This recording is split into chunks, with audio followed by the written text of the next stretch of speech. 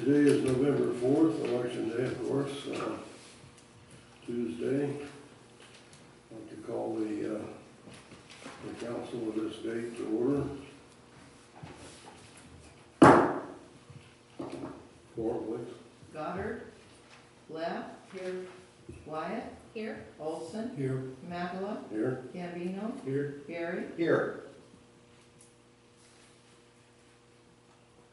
Approve the minutes, please. Mr. Mayor, I move that we approve the minutes of the last meeting. Let's see what there was. You got my copy. What date is October what? Yeah. October 21, 2014. All right. I second the motion. Call, please. Leff, Abstain. Wyatt, Yes. Olson, Yes. Matula, Yes. Gambino, Yes. Gary. Yes.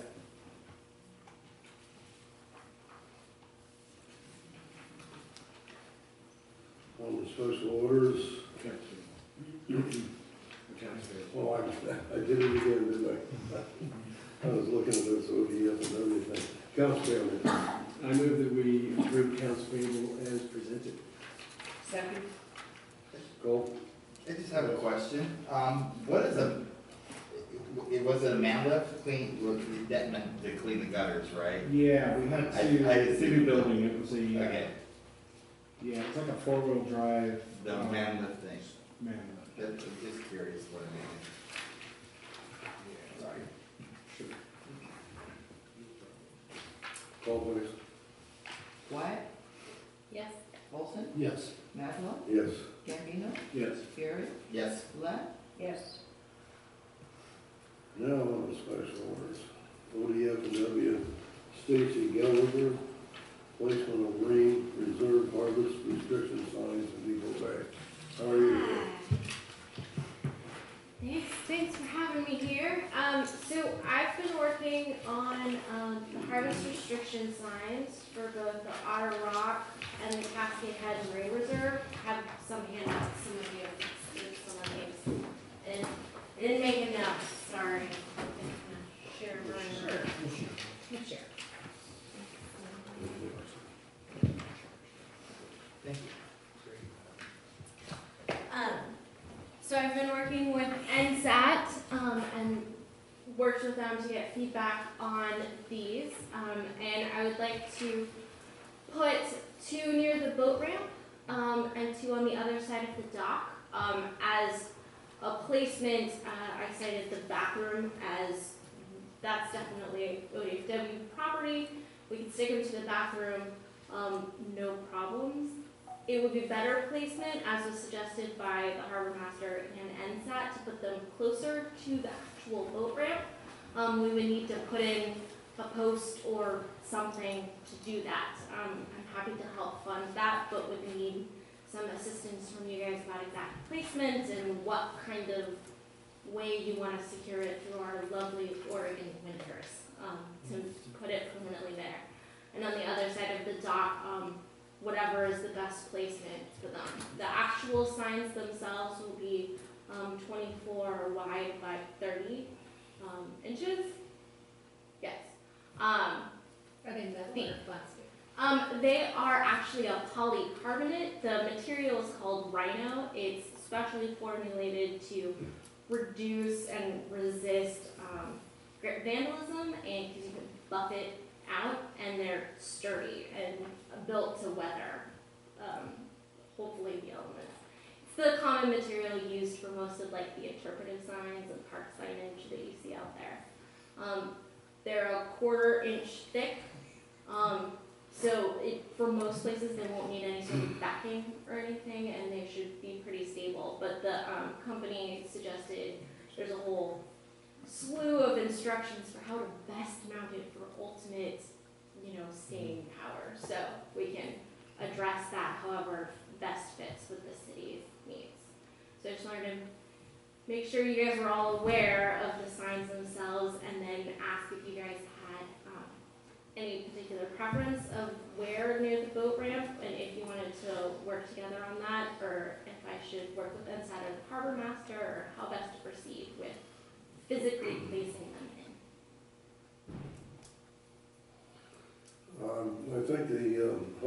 Chester and also the Coast Guard Auxiliary would be people to talk to, and the best placement for these. And what we call trailer sailors, whether that's a misnomer or not, they're the ones that use it most, or will be going to this area.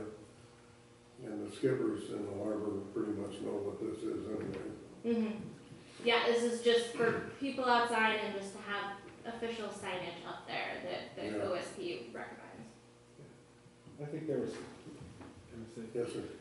There was signage like similar to that by the fish cleaning station and by the entry to the boat launch. Those two spots would be great. You'll need to have help with the post and the structure to hold the sign. Mm-hmm. Okay, we could work with you on that. We've done that in the past. Great. So you make the decision then along with the, Yeah, we'll get with Phil and one of the Coast Guard Auxiliary, you bet. great. We could meet down there and come up with some areas. Great. Okay. Thank you. Okay. Any other questions or anything for me? You've done your job. I have one more quick announcement from Kristen Dawn. She just asked that we remind the whole city council about the signatories of the MOU meeting, which is the 12th, which is Wednesday from 3:30 to 5 at the main ODFW building. This is just a discussion and check-in on how the MOU is doing and just an open discussion to be able to talk about it. So hopefully you guys will come. Is that the building in Salem? No, it's here in Newport. Oh, the Newport. Yeah, the Newport office. So hopefully we will see some of you there. Yeah. Great, thank you. Okay, thank you. Thank you.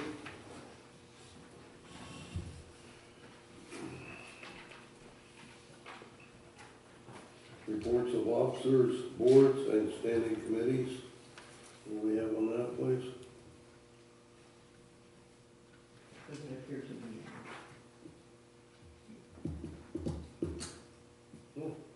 That was easy. On the public comments, Steve Sparks, would you like to comment on this tragedy that's happened last evening? And any comments that you may have?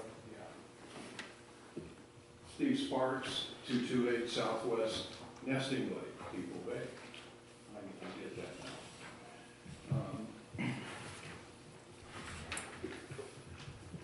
now. This tragedy last night hits us right here at home.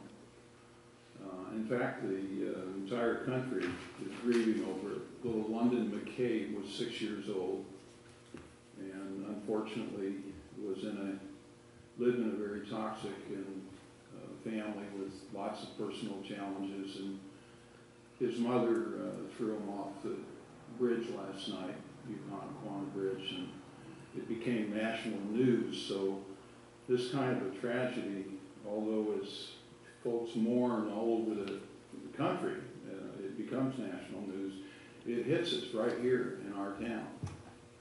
We have the Neighbors for Kids, and I'm speaking as vice chair of Neighbors for Kids on behalf of Neighbors for Kids in our community. We have 350 children registered at Neighbors for Kids.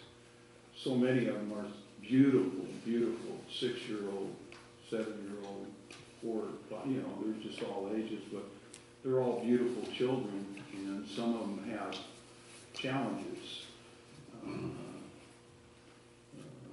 More often than not, and their families have challenges. It's invisible, we can't see it, but I want to say how hurt we are because it hits home at Neighbors for Kids. And we're mourning it, but we're also reminded of how much awareness we need to have each and every day and how vigilant we should be. Because the stuff that we're dealing with connected with mental health is invisible. We don't see it. London McCabe was a beautiful child, behaved well, and no one would ever know that he had any kind of problem at all. So at Neighbors for Kids, like many other youth advocate organizations and mental health support groups, we pay very close attention to the children. And if we pick up anything, we try to help them and do more to help them. We also, what we're reminded of, and Bob Houston wanted me to share this with you, how important it is for us to know the parents. We have to do more. We're working very hard to bring parents into our place so that we can get to know them. If we don't know the parents, I grew up in a situation where parents were not ever involved. And so on behalf of Neighbors for Kids, we just happen to be here in a smaller town, but it can happen right here. So I just wanted to share that we're paying attention all the time, but you just never know what's going to happen. Thank you. Thank you, Steve. I read that report, and the mother was under a terrible amount of stress. And I can certainly see how that, for whatever reason, she finally snapped. And the outcome obviously was bad, but we really have to try to extend help to the parents, and especially if they, in this woman's case, her husband was ill, and the child was autistic, and she had a myriad of problems. She reached out to several different agencies to no avail, and this was the result. So, in a way, we're all responsible for that child. So that we really need to bring ourselves together and try to pay more attention to the real problems of the parents, the problems we have at hand. Unless somebody has something else to say on that.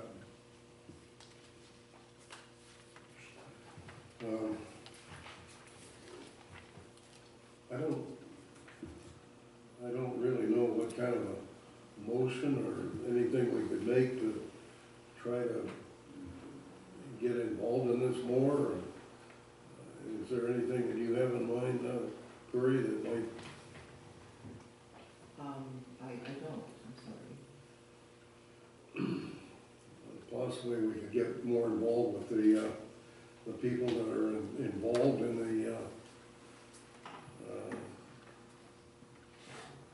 I shouldn't say care, but in dealing with these people that have problems, even though it's obvious nobody knew it, but at least we can make a note that we want to be more vigilant along these lines, if we can do that. Yes, sir. We could, I'm making an unofficial statement myself, is that anytime kids, Neighbors for Kids wants to come here and let the council know what's going, we're interested. We want to hear. I mean, it's an unofficial thing, and it's me speaking for myself, but, you know, if we talk to each other more, maybe it will help. It's a hard thing to do, I mean, but at least I'm interested. Me too. I think it's great that we're talking about it as a group, because I think that is the first step, is opening the door to communication.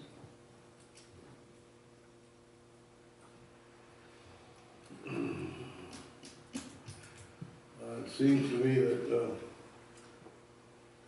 we should make some kind of a declaration and send out to the parties involved that work with these people when they're having these hardships. And at least let them know that we, our support is behind it. I don't know, that's what I was asking, if we had a resolution or a declaration, I guess, would be in line. Certainly, if the council would like to do such a proclamation or something, that would be something that you could give your staff idea of what you'd like to say and who you'd like to send it to, and we could bring it back to the next meeting. You'd like to do something along those lines, is that what you were thinking? Well, these problems aren't gonna go away if we don't do anything. And so if the staff could put something together, and we can make a resolution to send out to the help people that are involved. I see this woman had been to several different people and didn't get anything from any of them, so. We're gonna put a brick, we're gonna, have a brick in honor of London McCabe at Neighbors for Kids. That's the one thing we wanna do, and, by virtue of us being a team, Depot Bay is a very responsive community when it comes to these kinds of issues. That's my belief. We're getting better and better. Actually, you know, the city could do a brick in his honor as well. Yeah, which is also a contribution to, so it would cover, you know, it would do both things. That would really be. In fact, let me make a motion. That's what I was looking for. And I'll, like the second, that's a good idea, I'd like the second that motion. I move that, that we authorize staff to put together a brick with wording in honor of London for the kids zone. You have several, I can't remember, because we have so many there, I can't remember, there are several. There's two sizes. Sizes? Okay. So the larger size would be better because that would provide more awareness, and we would put it in a place where it could be. How much is that one, so that I can put it in the? Well, we can talk, I'm gonna do something different on this. Well, but we need to put it in What? we have to put a dollar amount in The smaller brick is $250. Yeah, and the smaller brick is $250. and the larger one. Well, no, the larger one is $250. Okay. Okay. But we're gonna give it to you at cost. Okay? $100 do it? Hmm? Will $100 do it? Well, no, the half, that's, yeah. Well, here, let me do it this way. I move that we authorize the staff to put together a brick in honor of London,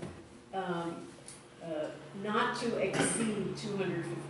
Okay, So there's, all right, good idea. Once again, second that motion. Do you send something to the family so that they know that it's there?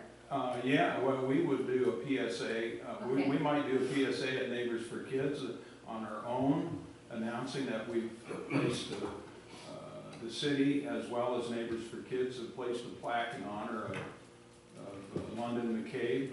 And We does can do that a PSA, we can do a joint PSA with the city, in fact, if you want to. That's the kind of PR that I like to see. That's how we can really make a difference with awareness if we do it that way. We announce it. And is that hung in Neighbors for Kids? Is that where it's at? Yeah, it's Okay. on the wall, it's on a wall of honor. Okay, When you I come haven't been in personally. there, so Yeah. I'll try to go, I will make an effort to go in there. It's on the side of the Okay. wall. Yeah, I think that would be awesome. So we can do all that. I mean, all the details can come together very quickly. I think that would be healing for the Did family. anybody second your motion? yes. Yes. I'll help facilitate that, okay? Action item. Call please. Olson, Yes. Matheson, Yes. Gambino, Yes. Barry, Yes. Left, Yes. Wyatt. Yes. All right, thank you so much for that. Yes, sir.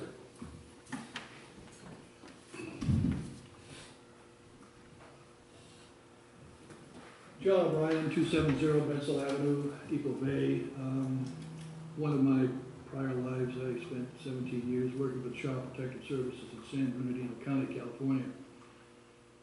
And I think that one of the things that the city council could do, or the mayor could do on behalf of the city council, is send a letter to the county government and the state government, Department of Health Services, Social Services,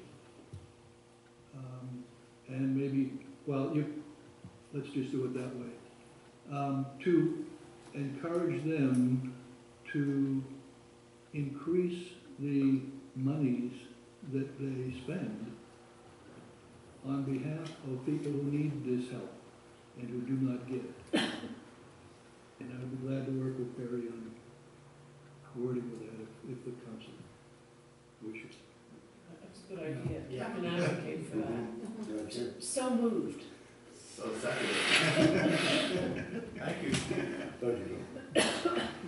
Call please. Candela, Yes? Gambino, Yes. Gary, Yes. Left, Yes. Pie, Yes. Olson. Yes. All right, once again, thank you. That needs to be addressed.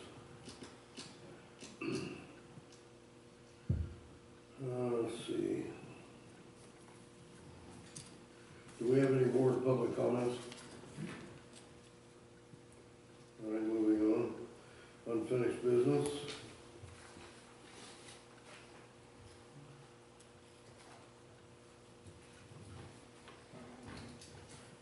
We didn't have anything on the agenda. If you'd like, I was gonna present the Crandall email regarding the property over here under correspondence, but if you'd like to talk about that now. Yeah, at the last council meeting, you all had received a copy of an email from Yvonne Crandall inviting the city, if the city was interested in presenting her with an offer on this property that's over here, that's a vacant piece of property immediately adjacent to the Big Blue Building. At that time, we were aware that the person that was leasing that lot had until October 31st to purchase it, had an option.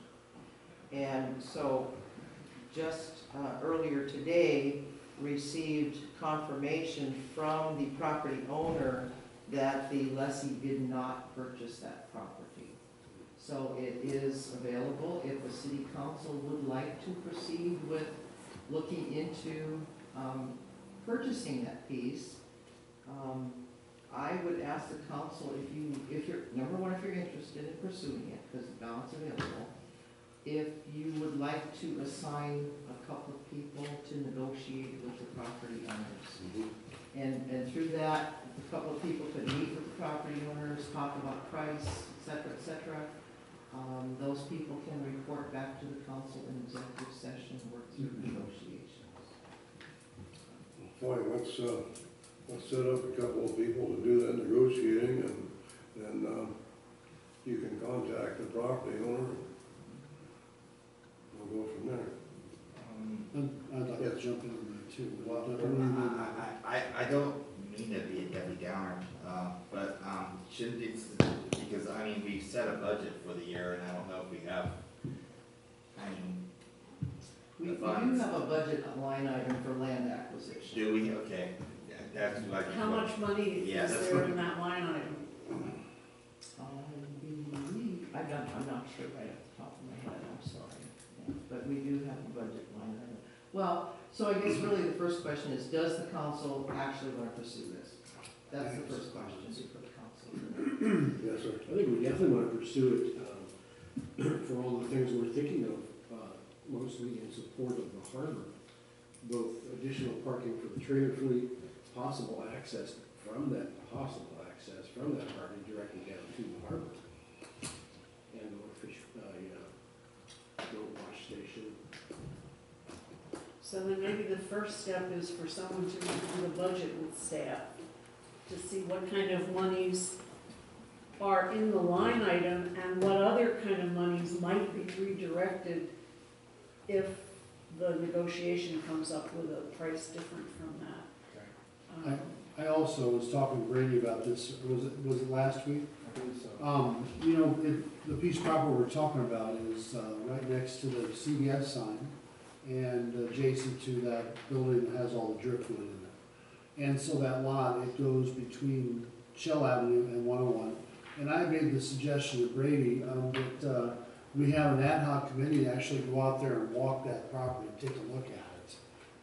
The reason being is that it's thought that possibly this might be an access for the harbor, perhaps, a controlled access so that we can monitor and then charge the trailer sailors appropriately if we're going down the harbor.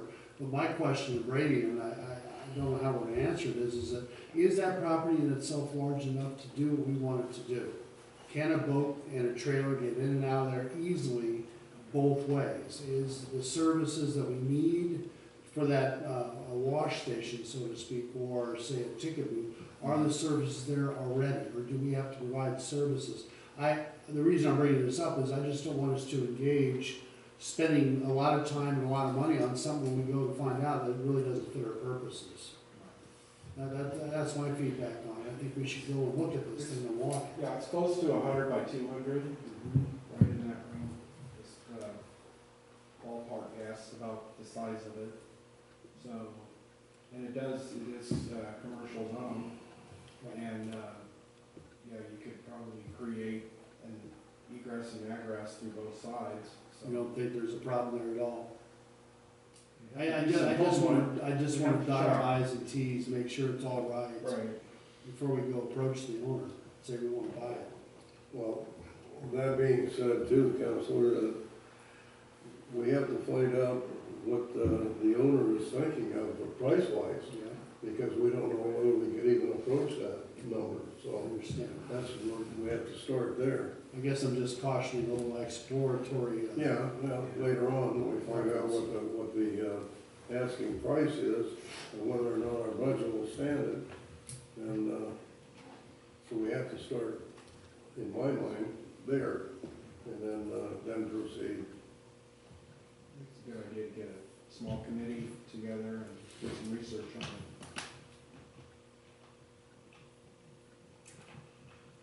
So Barbara's suggestion was that we research the budget for the dollars that are in there and where the dollars can be pulled.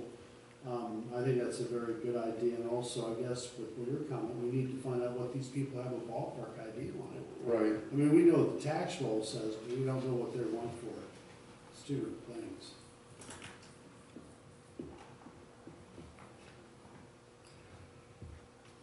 Maybe an easy way to pursue this, Perry, would be for staff to contact the owner and see, try to find a ballpark figure, what they're thinking, and then we can go on about our, whether we have or not the finances to take care of this problem. So the council is interested, but wants to do some investigation. Is that a fair statement? That's what I would actually flip it. Wants The to council would like to do some investigation and may be interested as a result of it. Okay. We can get some research with the county. Do we know what the assessed value is? Pardon me? Do we know what the assessed value is? We can find out No, real but fast. staff will look into Looked it. around a little bit. And, I don't have that number. Another question concerning the property that's adjacent to it. Now, that's the property that has the CBS outdoor sign on it, is that correct? But there's a, Yeah, the big sign always has Chinook Winds advertising on it. My question there is that what was the conversation about that? Were they willing to lease it to the city or sell it to the city? It was some kind of deal they wanted to cut with us if we gave them a lifetime easement for the sign. Do you remember what it was, Terry? Basically, that's what it was.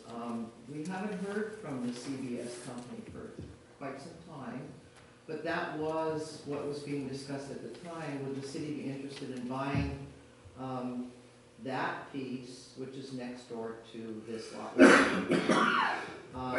That sign also is on it straddles two properties. So what CBS was talking about was maybe the city, if the city was interested in buying both properties, but CBS wanted a lifetime, forever and ever, let us leave our board basically, that's what they were talking about. Yes, sir. Didn't they also, I think at a different time mention, or in conjunction with that, seems to me I recall them saying that they could also, in consideration of the fact that it was on two separate property lines, they could do a single pole. They talked about redoing the sign. There's a new digital sign that they can come up with, but yeah, they talked about, going to a single pole and raising the sign to allow for the boat and trailer parking underneath and, you know, leave as much area usable as possible. But those are two different tax lots, but absolutely adjacent to the one we're talking. And they're owned by two different entities, is that correct? Yes. As I recall that conversation too, Ray, was they were gonna offer the city a super deal for, having their sign there on a forever basis. I kind of remember Was that, it so- that the there's selling something- price, they would take into account, you know, in Yeah. the city, we're going to Uh-huh. let them leave their sign there. And you'd be able to park your boats underneath of that? That's what they discussed, rebuilding the sign. I'd be curious to find out how much property next door costs too. Just to know. Have we ever approached them about price or? You know, in those discussions, there never was a price mentioned. Yeah, I do remember I think that, I'd be there was curious never to a find dollar out if amount it's mentioned. nickel and dime stuff. Well, it's not nickel and dime stuff, but if it's really cheap, really inexpensive, it might be something we might want to grab. Perhaps. But we'd have to know what the price is. Could we ask about that? Certainly, yeah. I've got the. It's just an FYI, maybe we do nothing with it. So are you looking for information on all three pieces? Updated information, is that what the Why council's not? looking Sure. for right now? Why not?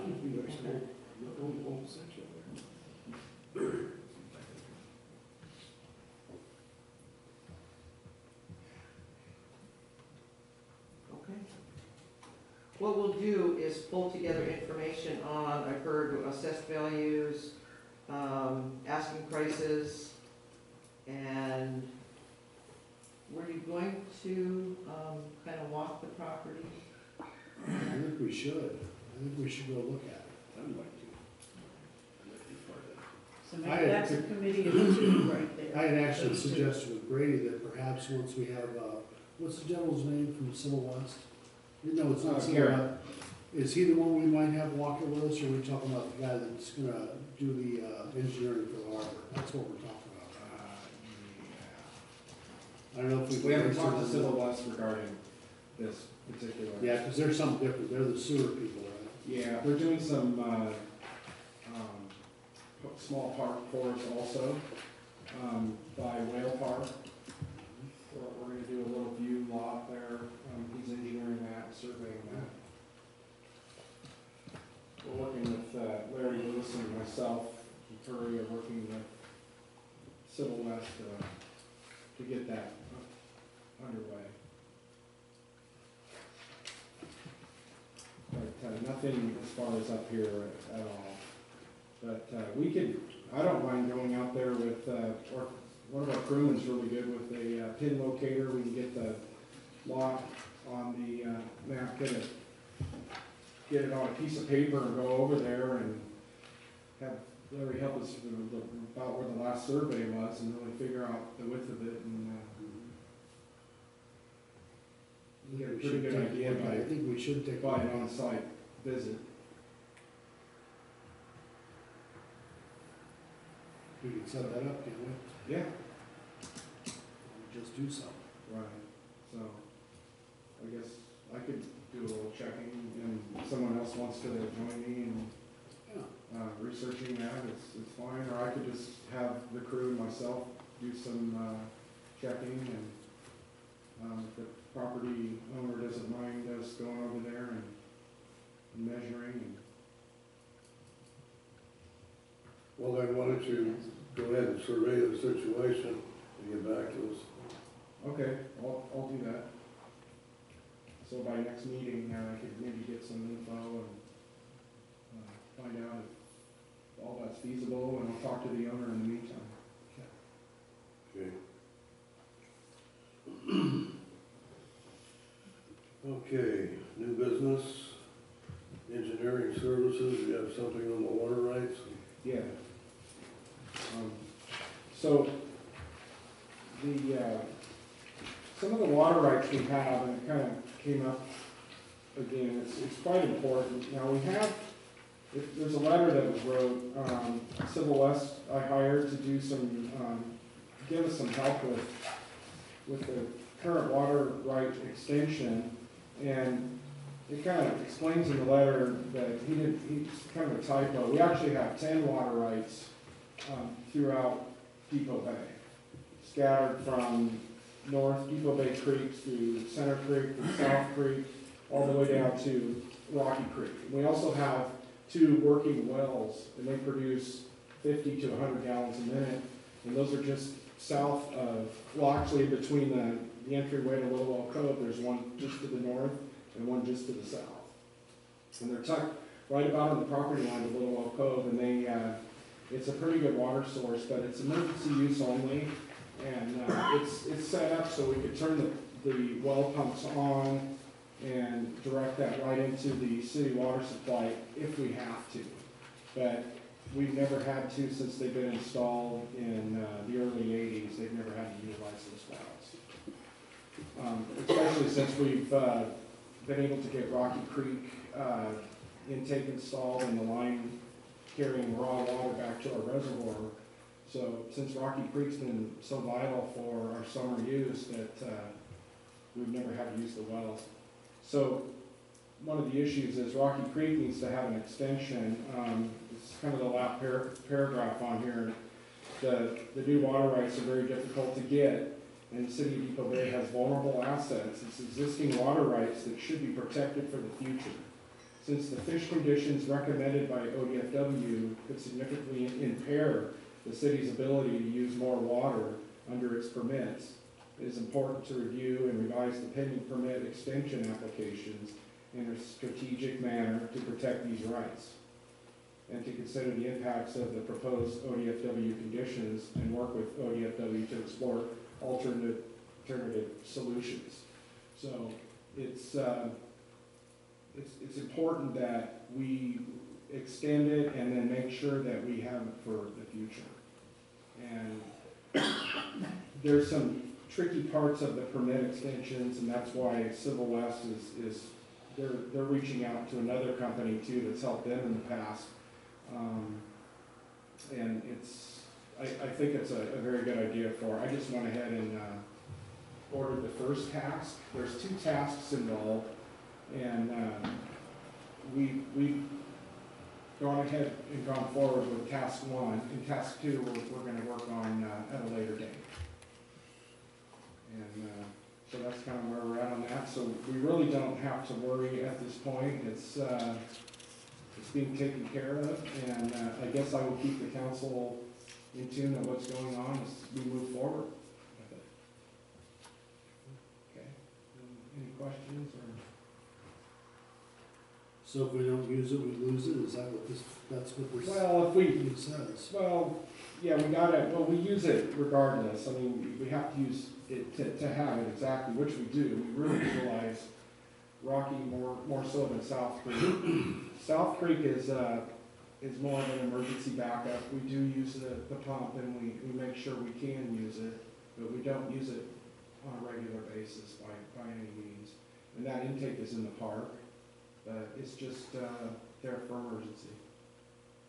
And that water is kind of slow moving and brackish. We can treat it, but it's not the quality of Rocky Creek and the North Depot Bay Creek as far as being able to treat the water. In the wintertime, it's not bad. It's just rain runoff, but still, its quality isn't anywhere close to what Rocky is. That's why we really want to keep a grip on that. It wasn't too long ago, 10 years ago, the county wanted to do a regional-wide Rocky Creek watershed and share that water throughout the county and actually dam Rocky Creek. There's a big There's a big controversy over that, but everything's backed off, and that was more like 2003, and in the meantime, Depot Bay had the only water rights to it at the time, so. It's easily done because of the fish, access. They killed the fish run when they built the highway. And now there's no way for salmon to go, up and into the runoff. As you see under the Ben Jones Bridge, the outfall's a good, 40 to 50 feet down. So that's one of the reasons why Rocky Creek is good water quality, plus there's no real salmon runoff anymore. It is a trout stream though, and that's kind of what we're dealing with now. That's what they're talking about here. Yeah, they're concerned about the trout. So let's do whatever it takes to keep our water rights on it, Yeah. so. That's where we're at now.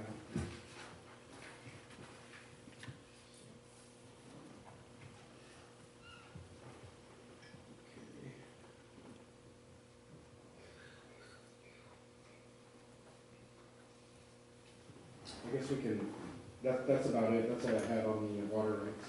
All right. I mean, if anybody has any questions, I'll answer. I think I covered everything. Yeah, I realize it's for that trout population that's on the creek, that's landlocked, if you will.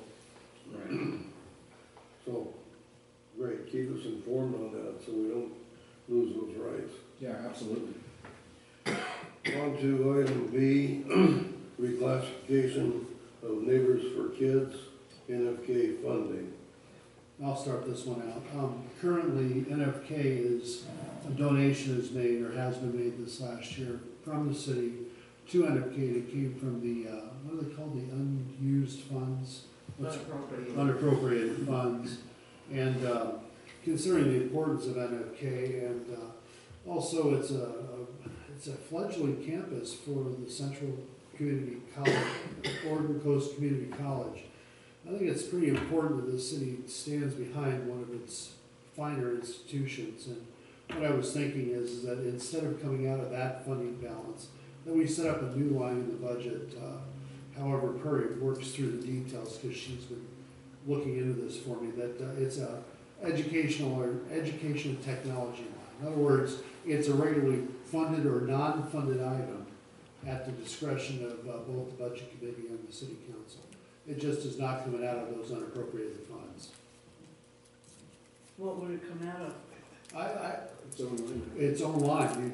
I'm suggesting we create a line for them, and that it's up or down, or it's decided between the budget committee and the council. And for instance, I kind of look at it as NFK's had to come to Mr. Bumbles and ask for scraps, and the educational value of this institution is far greater than begging for scraps. And we need to stand behind our educational facility in this town.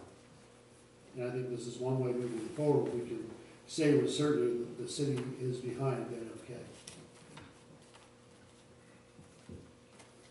Where are you thinking of putting it? It would more than right now, funding for nonprofit organizations is in the general fund, and the general fund would be the It would still be, appropriate it would be a general fund line item of its I believe own. that's what. That's what he's That's talking what I about. suggested, yes, ma'am. Okay. Perry had said we could do that by resolution, or we could do that by motion. And I guess there's some question whether a resolution, the one thing that's nice about the resolution, what Perry has shared with me is that in the future, if it is a resolution, there's a book of resolutions.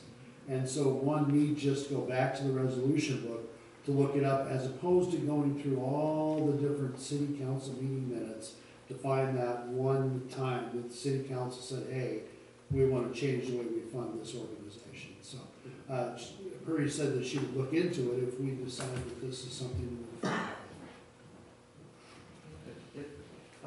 What Mr. Olson's talking about is city council policy. So if this council wants to establish a policy, you can do so by motion. But like Zeke just said, we have a book of resolutions. 10 years down the road, You know, looking at for a motion in minutes, and even in our electronic world, you can word search, but even so, a resolution is a much more trackable, where council set policy and something. So if that's what the council would like to do, I'd be happy to investigate, setting a policy. I'd be happy to investigate the best avenue for you to do that. So move to investigate a resolution. Or, does it make sense to do a motion? Yeah, but it sounds like it might be more better. More better. Is that a motion? Yeah, The motion is to do the investigation. to, Yes. yeah, do the investigation to find out if, you know, we can make a resolution. I would second that motion. Unless there is any other discussion, call please. You asked for discussion. Could I discuss? If she wants to comment. Yeah. Oh, thank you. I just want to make sure that, Perry, when you're doing your investigation, make sure there are no issues around, I assume you're a 501c3? Can a 501c3 be a line item in a Absolutely. municipal budget? Because we don't even know if that's a line. Okay, other, that's fine. Is that it? Call please. Gambino, Yes. Gary, Yes. Lett, Yes. Wyatt, Yes. Olson, Yes. Maho. Yes. On to item C, and Let me excuse myself. declare actual conflict. Yes. All right, we have a thing from the News Times, Save Our Helicopter ad. And who has the particulars on that? Let's see. Actually, there's an email that came to us. Yeah, did you all get a copy of the email from Kathy Wyatt? So, the News Times is going to run a special section for Save Our Helicopter. The run date is November 21st, with an ad deadline of November 14th. This paper will also be sent to Washington DC. It will feature a photo essay of never-before-seen pictures, a timeline of the history of the helicopter, the town hall meetings. So there are prices for different sizes of ads.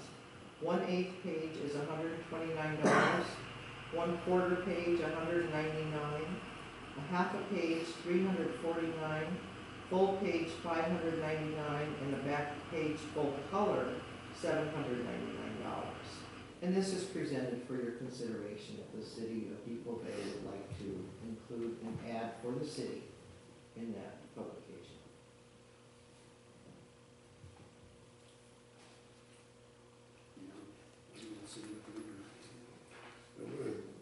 Will this be sent in the form of the News Times, is that? It's a special section that's going to be dedicated to saving Hilo. It's going to be on the front page. They're going back from 1981 when the helicopter first arrived in port. They're going to have stories of how it's impacted our community and different things that have, you know, they're going back through the archives and just what an impact that it's had on the community. And it's going to, we're going to send it also to Washington DC.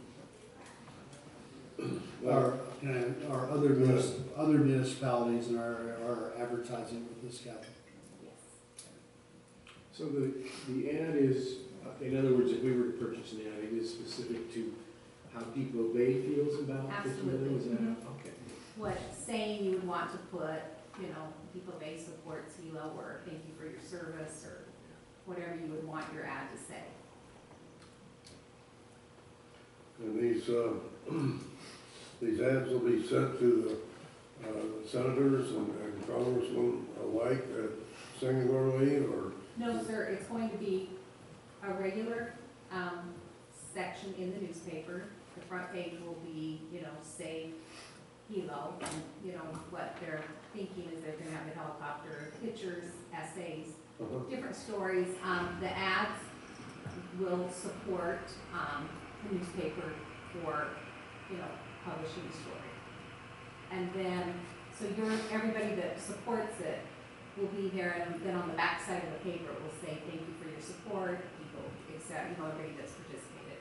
I think he means circulation to. Circulation To the is, I don't know how many they're gonna send to Washington. But circulation is just the regular, you know, News Times and then, North Miller. So right around, you know, everybody that receives a North Miller will, you know, be part of that stuff in News Times. It's just a regular business act. So I guess I don't understand, how do we see that this gets in the proper hands in Washington DC? Our publisher is going to, either he wants to take it to Washington DC himself, or we'll mail it to them.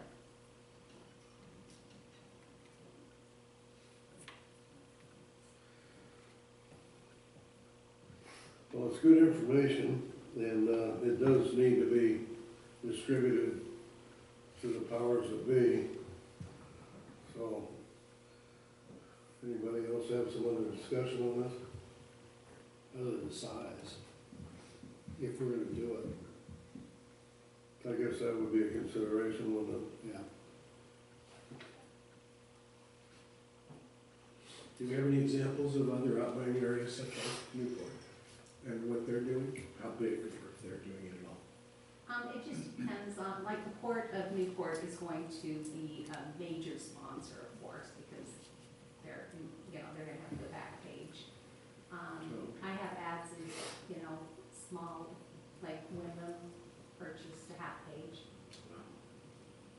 It just depends on what your budget is and what, you know, what kind of ads you want. I don't think we have a half page worth of stuff No. to say. No. If we're to do it, I would opt for the smallest of the packages, mainly because it's not being sent directly to our legislatures, even though your publisher's going to be gracious enough to do so. Right, It's not meant for the politicians. exactly. Yeah, well, I mean, that sounds good. Actually, I don't think, I'm not advocating for any particular size of ad, but I do think it's for the politicians, because just the fact that the newspaper, one of the two major newspapers on the Central Oregon coast cared enough about this to do a whole section on it and devote editorial space to it is very relevant, and I think it is meaningful that it's going to the politicians. So, and I think that's good for Depot Bay to be represented in it. I don't think we have to do Big one. a half page. I don't even know that we have to do a quarter page, but we have a station here, and we're a port of refuge. And we know that that helicopter at one point in history actually came under our bridge. So, I mean, we have, there are a lot of good reasons why we should be represented in this. So, I actually, may I make a motion? You may. Thank you. I move that we, well, prior to the motion, can we find $129 for this Yeah. without messing up the budget? Yes. Okay. I move that we buy an 8th page ad for $129, the copy of which says something like, you know, we appreciate what our Coast Guard does and we need the helo. I mean, it's as simple as that. Second.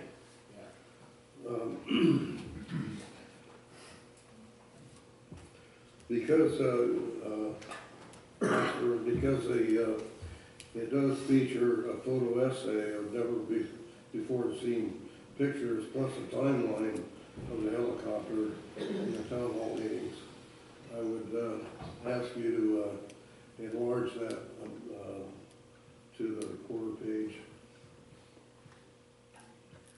That's what I was gonna ask, that how do we make a motion to spend $70 more? Can we handle that? Same line item, yes. I'm just saying, we need a lot of improvements in the harbor, but You know, I'll tell you what, I'll withdraw my motion and let someone else make a motion. That's more money than I think we should spend. Okay, Go ahead. I move that we go ahead and pay for a 1/4 page ad in the News Times in support of the Coast Guard, and worded just the same as Councilor Leff mentioned. Second, please. second the motion? Discussion? Call? Gary, Yes. Leff, No, Olson, No, Mackler, Yes. Gambino, Yes. and the motion passes 3-2.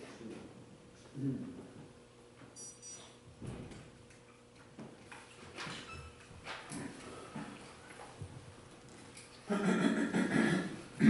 right, on to, regarding the fuel service. The Harbor Commission has proposed a surcharge on credit cards for the fuel or purchasing fuel.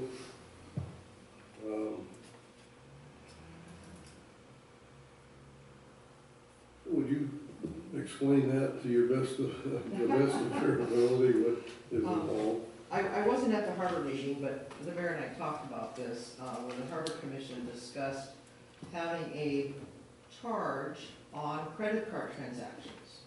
So if I buy fuel with a credit card, the city would have a fee assessed just for the privilege of using the credit card. You see this in other businesses. or a debit card.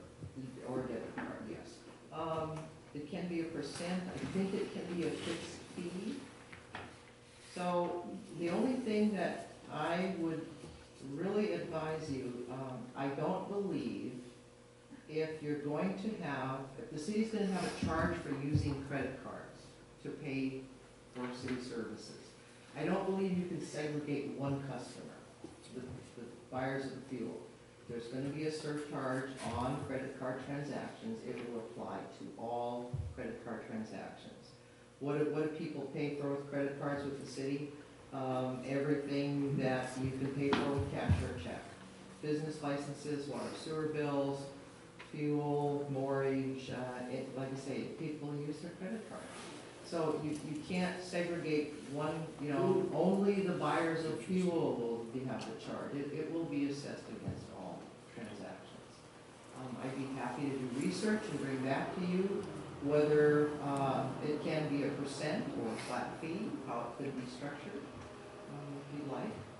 With debit cards, on a debit card transaction, it's a set fee. So, like for instance, somebody comes to my restaurant, eats, we use their debit card, it's gonna cost me, the proprietor, 35 cents for them to swipe that card. Whereas if they use a credit card, there's gonna be that initial charge, but also a percentage charge of the amount that was charged by the customer.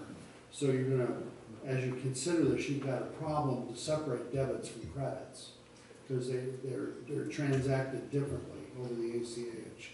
Well, if the city establishes a fee for paying by credit card, then let's say I bought something for $10, and let's say the city said for every time you use a credit card to pay for a city bill, we're gonna charge you $1. Well, my charge then is gonna be $11. Then, of course, the city's fees that we pay to the credit card companies is going to include that cost. But that's basically what you would be talking about doing, is having a city fee added to that transaction, whatever it is, to try to recoup some of that credit card fees. And like I say, I'd be happy to do research and bring back to you what the city can do, how it could be structured.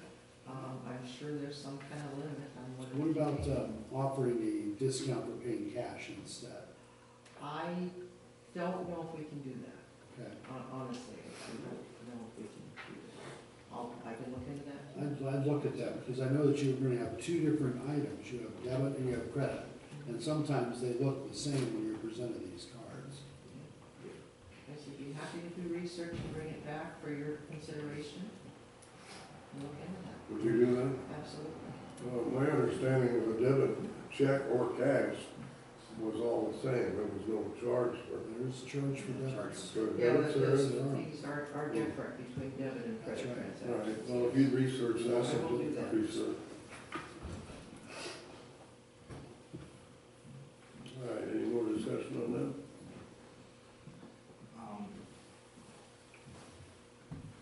Has there been I'm gonna be the bad guy here, but has there been a discussion about maybe raising the gas prices, like maybe 10 cents more per gallon or 25 cents to cover the charges?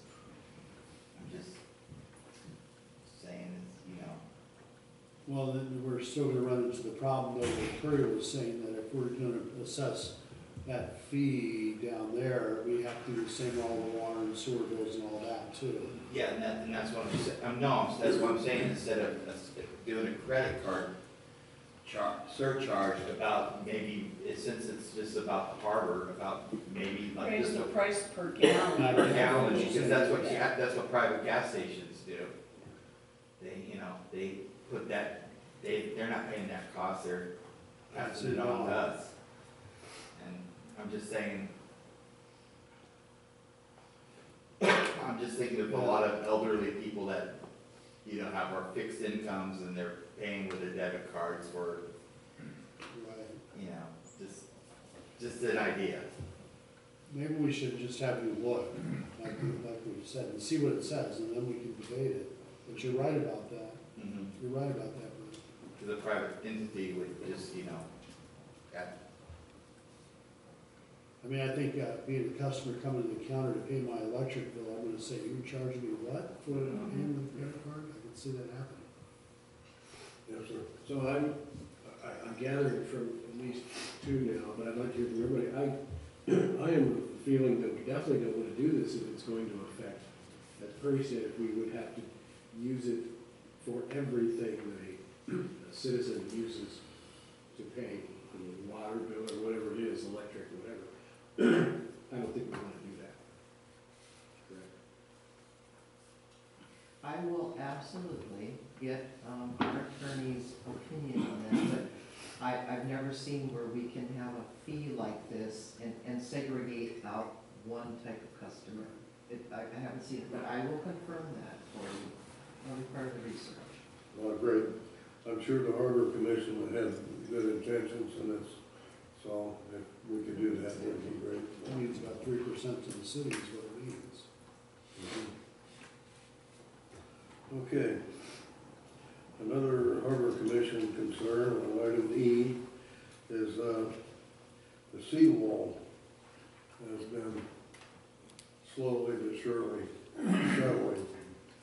And since the Corps of Army Engineers are the ones responsible for that wall, and they won't let anybody else do anything with it, then we need to somehow seek a remedy from the Corps of Engineers on how to proceed with that problem. Because it is definitely sinking. It was supposed to have been taken care of when they drove those piling in, what was it, 5 years ago, 6 years ago? But it, for some reason, seems to be still slowly sliding into the harbor. So that would be something for you to contact that entity. I know they monitor that seawall, and I know they monitor their 76 pins they put in the ground. We'll contact the Corps and see what we can do. I don't remember, do you know the last time they were down there specifically for that? Yeah, doing measurement, it was probably, in the summer of 2013. It wasn't this summer, it was probably last year. Yeah. We'll make contact and see, because I know it seems like it keeps sinking and sinking. It's going out. While you're at it, maybe you could get a hold of your newfound young friend and find out some more about the I sound. keep forgetting to nag him. I will do that. No forgetting. Okay. Got it, okay. Thank you. On to correspondence. I do have one item of correspondence, and it's a letter from Neighbors for Kids. And it's announcing kind of a fun event. NFK will be hosting a family literacy event and book fair on Saturday, November 15th from 10 a.m. to 12 a.m. This is the fun part. A pancake and ice cream breakfast. 10 a.m. to 12, oh PM. yeah, to It's 12 just- p.m. Should Well, be 12 probably p.m. p.m., but, anyway, a pancake and ice cream breakfast will be served from 10 to 10:30. And students are, I think ice cream and pancakes are wonderful. I'm going, yeah. Rocky Road. Banana pancakes, there you go. Just like a banana split. Anyway, so, you're all invited, and they're asking for your RSVP by November 6th. And they have the phone number on the letter, so, anyway, sounds like fun. And that's the only correspondence I have. Rocky Road. That's pancakes. We'll call it live off. Okay. Do you have anything else, Brady? I don't. Any other correspondence from anybody? Okay, city staff report. I was gonna say, I just have one quick thing, and then Brady, you can rock and roll. I just wanna remind everybody, we are still advertising for applicants for our Harbor Master Plan Advisory Committee. And we're advertising until next week, Thursday, that's the 12th, at 4 o'clock. So we don't have any applicants yet, so encourage anybody that might be interested. Anyway, that's all I have, thank you. Someone will come on board. So update with harbor dredging, they're complete as far as Nehalem dredging. And the Corps of Engineer group is down there doing their final inspections. And so far, everything is copacetic and job well done. So they're in the cleanup phase. And like the Corps is gonna do a report, I'm sure we're gonna get some, a final update from them. And be in contact with Kate, and so I think they're ready to move on and get up to Nehalem, I guess is where they're heading next, or Garibaldi. Garibaldi, yeah, they've got to So they're, move the sand on the outgoing tide. right. Well, I don't envy them that job. So as far as Depot Bay, they've, everywhere the inspector's been, has been above and beyond what they're still supposed to be, so. At the fuel dock, then we ended up with 8.5 feet of Nemo water. Yeah, Great, that's great. That's a big difference. It really is, and there was a lot of debris in there, so. Also, we have, I had a fire hydrant relocation at Anchor Estates. There's been a homeowner that's had a fire hydrant precariously in his driveway. It's been there for a long time, and he's tried to work with the fire department to kind of help get the city to kind of relocate it. Well, I kind of put it in the budget with a couple fire hydrants this year, and that was one of them. And so the crew is in the process of doing that. So we have a lot of questions on what's going on there. And it's kind of complicated. We have to do a hot tap, because I really don't want to take that main down and kill everybody's water on Anchor Estates. It's kind of a mess to try to get it all back up and running. So these hot taps work really, really quick. They're kind of spendy, but on top of the fire hydrant and everything else, it's needed. And we'll have the extra fire hydrant that we pull out, because I want to put a new one in, and then we'll utilize the other one, get it rebuilt, and then we'll have an extra rebuilt fire hydrant that I could put. I'm thinking about putting it down here at the candy store on 101. That one's in very, very bad shape. So we're moving on with that, because the crew good winter projects. Also, I've hired a temporary employee, through BDS, services, temp services, so they do all the, paperwork, administratives, and, we get the worker.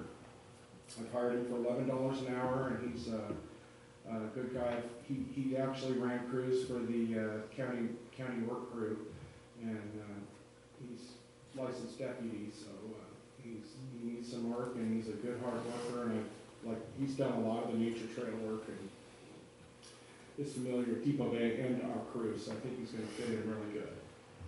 His name's, Jason, so, you guys will probably see him working around town with the field guys.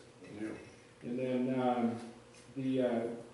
our crew's in the process of installing our new finished turbine pump that was rebuilt in Wilsonville, and, it's hopefully gonna be up and running by the end of the week, which is really great. This is the pump that pumps our treated water up to the reservoirs up on the hill, the tank up there. And that was really the pump was quite expensive to replace, but having our crew do a lot of the work is really saving the city some money.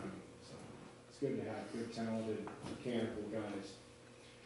And then last thing I have is I'm getting bids for the harbor electric shed down here, and talking to various contractors, getting price quotes. I have kind of the same specs. It's really just remodel the whole thing, and we're gonna utilize that county grant money. And I'm also working with Western States Electric, because they've noted, I had them down there do kind of a just give us a sense of what it really needs, and the weatherhead and the meter box and a few of the main conduits inside. And the panels themselves are okay, but the covers need some work, so we'll be able to utilize some of the electric upgrade and then the building upgrade for sure. So, and then we'll get our storage out of that also. Great. So that's kind of it for just a update on what's happening. That's it? That's it. Council comments, Where please? we going?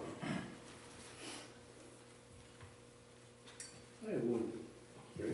concern or thought. This is something that I just want to see what the rest of the council thinks about, because I know it's been on my mind, but I haven't mentioned it to anyone. And that is, I have felt since I became a council member that the mayoral position of this city, and for, as far as I know, than any other city of this size or even a little smaller, is a taxing job, physically and timeline-wise. And I can't believe, from what I've learned and how much I've observed what a mayor does, not just in this town, that it is not a paid position. And paid can be as much as a stipends. I think we should have some discussion on possibly being a precedent-setting city to have a mayoral position that is paid in some way, or rewarded in some way financially for the volunteerism, that time and money that they use. So I'd like to get some discussion going, see what everybody thinks. The way the city council could work towards something like that is you could put together a ballot measure for the voters to see if they would want to change the city charter. Because that is in the city charter, that all your positions are unpaid. Right. You're getting good karma, but you're unpaid. Only the voters can change the city charter. So the way to work towards something like that would be to put together a ballot measure. You'd want to be aware of timelines of what election you'd want to present that to. But that's how the council could work.